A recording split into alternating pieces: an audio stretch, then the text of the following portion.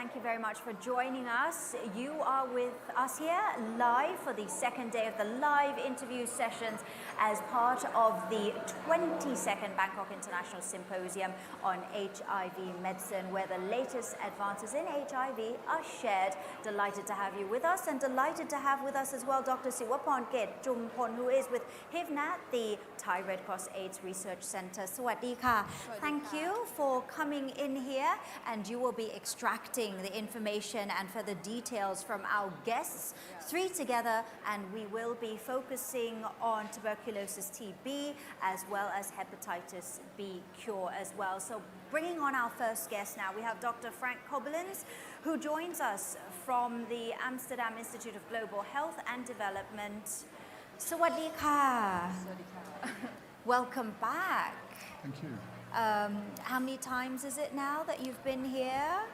I think it's the third. Is it? Is it? So same as well. So 3 consecutive years, and very good to have you come and give us the latest in terms of TB, the development so far after 1 year. So over to Dr. Siwaporn. So Dr. Frank just give us a talk about the TB diagnosis, and I would like to ask you a comment on what is really need for TB diagnosis. What is the gap? I think that, we've done, I think, pretty good over the past decade in terms of developing new diagnostics. For example, in the molecular diagnostics, sputum diagnostics. I think one thing that is really missing is something that will allow you to tell really at the first contact between patient and doctor whether tuberculosis should be a serious consideration in a differential diagnosis.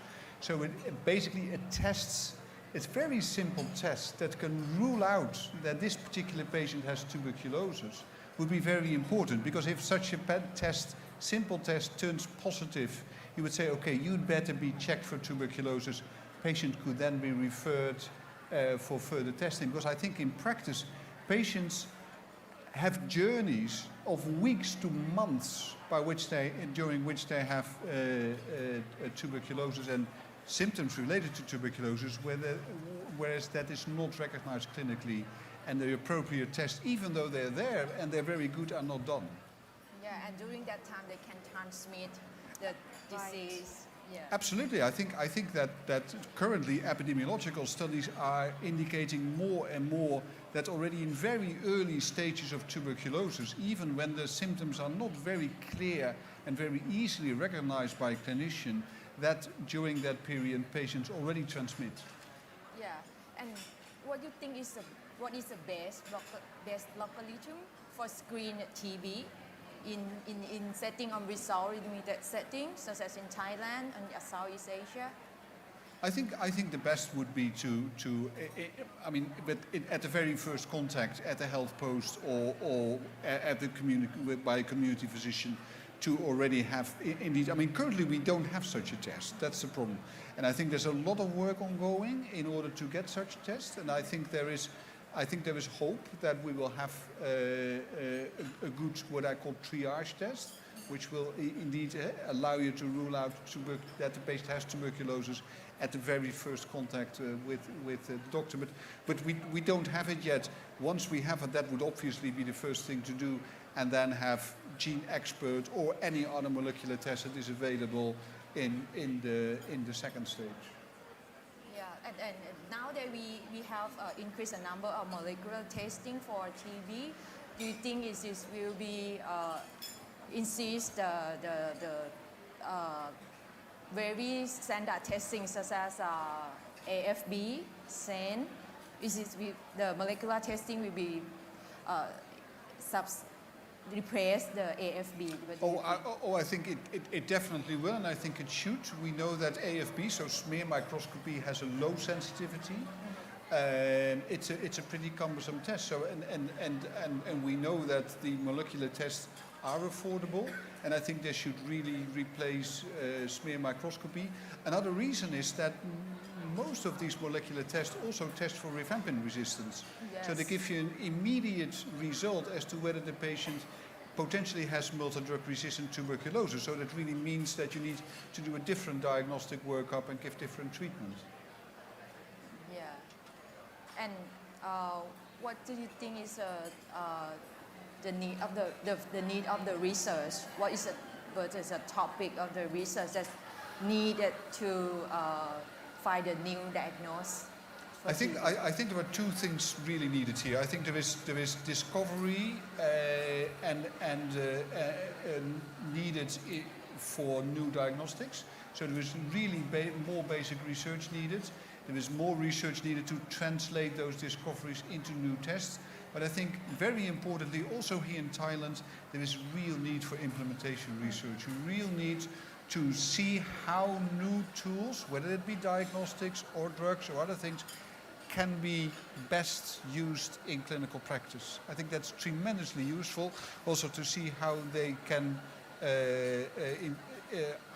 reduce transmission and improve survival of patients. Okay, I think All right. Thank you very much for your time, Dr. Frank Cobelens, once again, and we do hope to see you next year, and we do hope to see more developments. Yes. TB diagnosis. That's right. Once again, we thank you. ขอบคุณค่ะ Dr. Frank Cobelens, the director of the Amsterdam Institute of Global Health and Development from the Netherlands, talking about tuberculosis diagnosis, biomarkers, and unfortunately we didn't have as much time as we wanted to because we were a little bit delayed for the conference rooms, but we will now go into finding out the latest, getting an update on TB treatment as well as the challenges. Joining us, we have Dr. Richard Chaisson, the director of the Johns Hopkins University Center for Tuberculosis Research. สวัสดีค่ะ Thank you for joining us. Thank you. Delighted to be here. Yeah, this is the first time for Dr. Chaisson to join our conference. This is a pleasure for our conference to have you here. Definitely. Great to have you here. So let's talk about the latest updates when it comes to treating tuberculosis. Yeah, but because nowadays we use an integrase inhibitor, and in the near future, the integrase inhibitor will be the first line of ART regimen in many countries. And today we know about the drug-drug interaction, about the dolutegravir and raltegravir with the anti-TB drug. But what is about another integrase, such as a BITEC? Do you have any data on that? Yes, the company that makes bictegravir, Gilead, did a study looking at the interaction with rifampin, and what they found was that there was a reduction in the bictegravir levels to a point that concerned them, and so they, as the manufacturer in the Food and Drug Administration, don't recommend giving bictegravir with rifampin. I think that it's very likely, though, that the bictegravir and rifampin interaction could be manageable, and so they did not look at viral suppression. They only looked at concentrations in the blood. So for now, bictegravir shouldn't be used with rifampin, but perhaps in the future will be some more studies to show that it might be safe. And for the previous study, we know that dolutegravir we have to use twice daily when we combine with rifampin, but they also have a data that we can increase the dolutegravir level by eat with food or high-fat meal, something like that. You think it can be like use one daily and eat meal when you eat rifampin? Yes, with dolutegravir, the pharmacokinetics of the drug are such that it's best given in 50 milligram doses twice a day with rifampin. But there has been some research looking at giving it once a day as a single 100 milligram dose. And even though you don't get the same exposure that you get by giving it twice a day, it makes it so much easier for the patient, yes. And so much less likely that you will have a missed dose and non-adherence. And so I think the results of the study of once daily dosing and doing things like you suggest with increasing absorption make a lot of sense. Mm-hmm. So I think we'll see a study in patients now with active TB where that approach is used. Okay, and we'll move to the latent TB treatment that you just talked. And do you think what is the most challenges or barrier for implement the latent TB treatment? I think the biggest challenge for preventing TB is that many people, including doctors, nurses, and patients, just don't feel that it's a high priority. They don't appreciate the fact that a third of all deaths in people with HIV are from tuberculosis. And it just hasn't been a priority. Getting antiretroviral therapy has been a priority. Of course, we should, but we now know that we can add preventive therapy and reduce deaths by another 40%. If we had a new HIV drug that reduced death by 40% in addition to ART, everyone in the world would want it. We do have a drug. It's a preventive therapy, and it reduces deaths by 40%. So that's the biggest challenge, that people just don't feel that it's important. Okay, so I think we run out of time. Right, thank you very much. Thank you. It's a topic quite close to my heart because my husband contracted TB. Yeah, so we know, but before that, I was thinking like, TB, this can't be possible. We're living in these modern ages whereby, and I think that's some misperceptions. I think education is so extremely important for the general public because they don't understand the severity of it, how easy it is to spread sometimes, and etc. So I think that's also so important.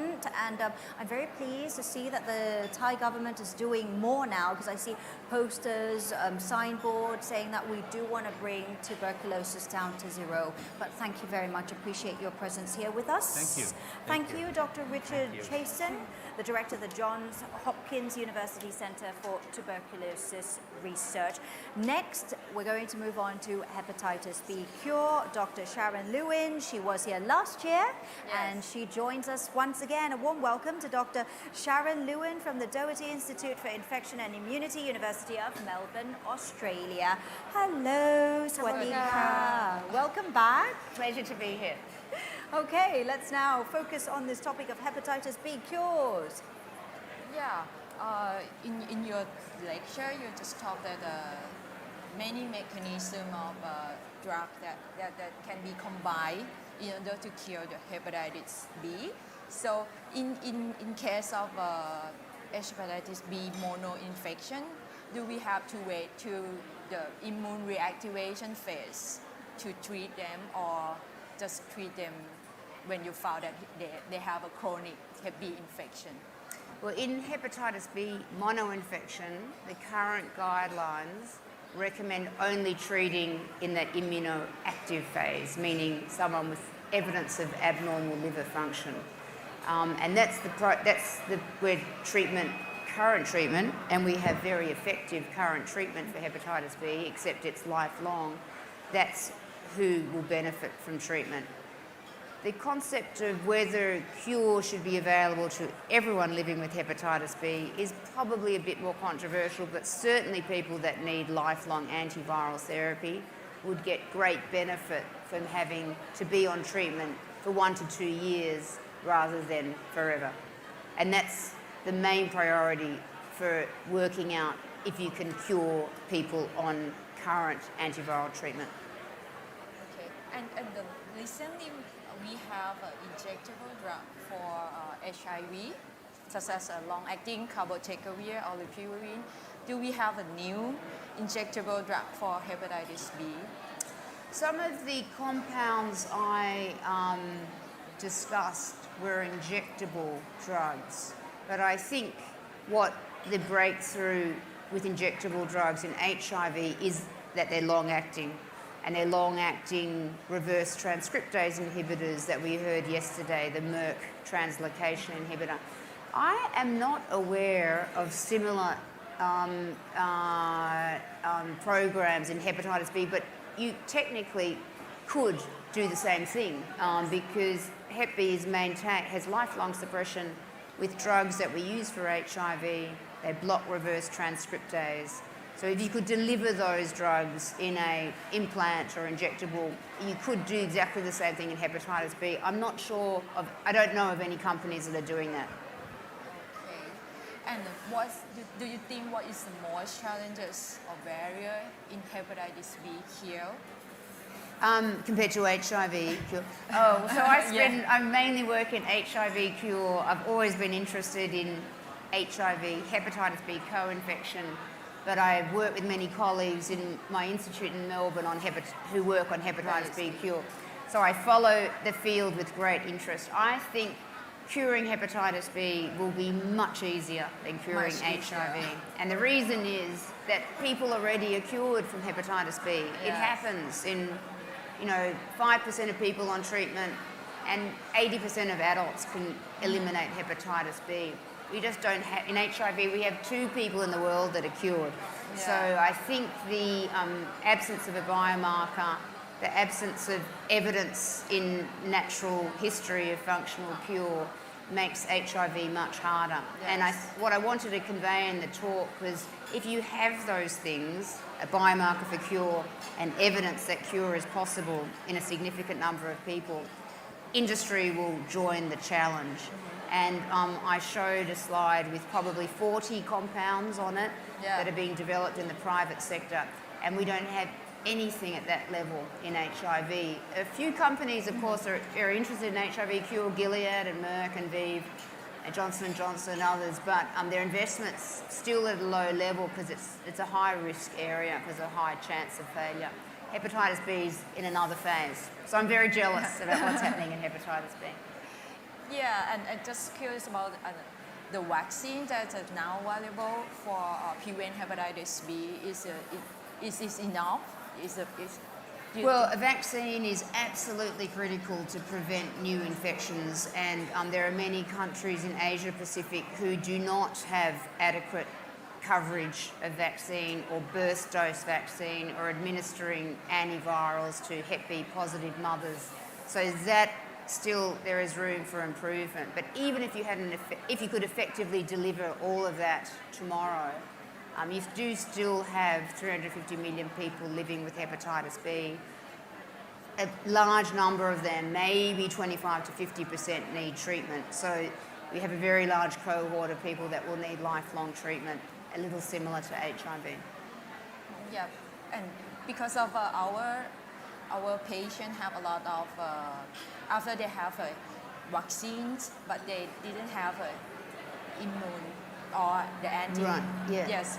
And do you think what is the cause of the non-response? Non-response? Yeah. Well, there is a subset of people who do not respond to hepatitis B. It's more common in HIV. If you vaccinate people, once people with HIV are on antiviral therapy and their CD4 count's greater than 200, they begin to behave similarly to people without HIV. There's new developments in vaccine regimens that can improve the response of non-responders, but there will always be a percentage of people that don't respond to HIV, to the vaccine. But in measles, for example, or in areas where we have very effective vaccines, to reduce population prevalence, you may not need 100% uptake or 100% efficacy. So I think non-response to the Hep B vaccine is an issue for the individual. I don't think it's a big issue at a population level, given its frequency is around 10%. Okay.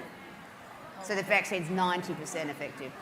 Okay. Appreciate your presence, Dr. Sharon. Thank you so much once again, and we hope to see you back next year as well. Thank you. ขอบคุณค่ะ And we were just speaking here about hepatitis B cure to Dr. Sharon Lewin, who joins us from Doherty Institute for Infection and Immunity at the University of Melbourne, Australia. And that is going to wrap up the first live interviews for today. Join us again at 12:40. We have more coming your way, and don't leave us just yet now, because we will be taking you back inside the conference rooms to listen in on the gurus and experts, give you the latest on HIV treatment. And that's it from me for now. I'm Pachari Raksawong. Sawadee ka.